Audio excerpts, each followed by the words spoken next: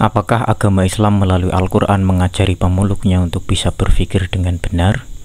Ini adalah pertanyaan yang merujuk kepada bagaimana agama Islam melalui kitab sucinya bisa membimbing seluruh pemeluknya untuk bisa berpikir dengan benar.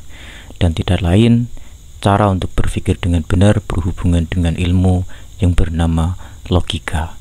Lantas bagaimana Al-Quranul Karim mengajari pemeluknya agar bisa berpikir dengan lurus dan benar? Simak videonya. Sekitar 2 tahun yang lalu saya sering mengkampanyekan tentang Al-Quran sebagai metode berpikir. Sebelumnya kita semua sudah tahu bahwa Al-Quran adalah sumber tekstual dari banyak hal, termasuk penggalian hukum dalam Islam. Akan tetapi Al-Quranul Karim jarang sekali dibahasakan sebagai suatu metode di mana semua orang, bahkan orang yang tidak mempercayai Al-Quran, bisa menggunakan metode ini secara objektif. Ketika kita berdebat dengan seseorang kemudian kita mengutip ayat Quran, itu menurut ilmu perdebatan dianggap sesuatu yang salah, karena kita mendebat dengan sesuatu yang tidak dipercayai oleh orang tersebut. Sebenarnya menurut saya ini keliru. Pandangan ini menurut saya kurang tepat. Kenapa? Kita harus mendudukkan untuk pertama kali bahwa Al-Quran itu memuat metode dalam berpikir. Metode dalam berpikir pasti bersifat objektif. Semua orang bisa mempelajarinya, tidak peduli orang tersebut percaya dengan teks yang diambilkan dari sana suatu metode ataupun tidak. Maka dari itu kita akhirnya bertanya bagaimana Al-Quran itu mengajari pemeluknya untuk berpikir. Dari sini mari kita bahas bagaimana Al-Quran mengajari logika kepada orang Islam. Jika kita berbicara tentang logika Qur'ani, ya saya mengatakannya logika Qur'ani karena untuk menghindari salah paham. Logika Qur'ani itu memiliki prinsip.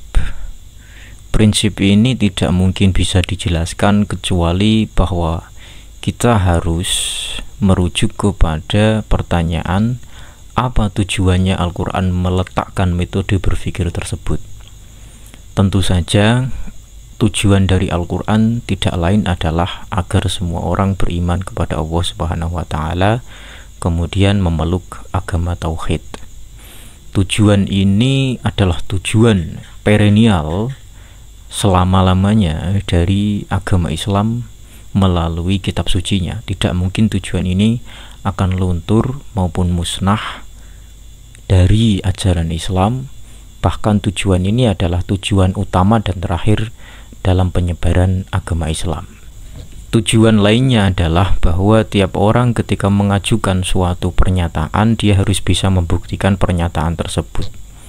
Pembuktian ini dalam bahasa Arab dinamai al-istidlal.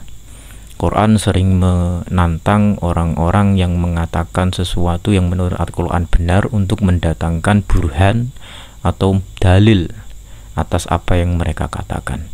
Bahkan Al-Quran sendiri pun sering menyebut bahwa ketika kita ngomong sesuatu itu harus berdasarkan kepada ilmu.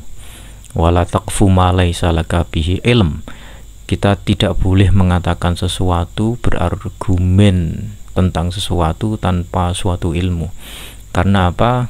Kalau menurut Al-Quran, apapun yang kita omongkan nanti akan dipertanggungjawabkan di hari akhir.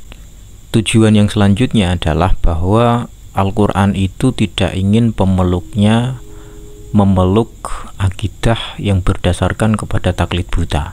Karena Al-Quran sendiri sering membantah orang-orang kafir Quraisy karena mereka itu taklid buta kepada leluhur mereka, meskipun leluhur mereka itu tidak mengetahui sesuatu yang benar dan pun tidak diberikan hidayah oleh Allah Subhanahu wa Ta'ala.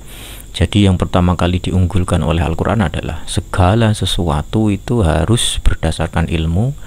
Kemudian kalau kita ingin mengatakan sesuatu, berargumen tentang sesuatu, membuat suatu proposisi, kita tentu harus berdasarkan kepada burhan atau dalil atau bukti. Apapun harus dibuktikan.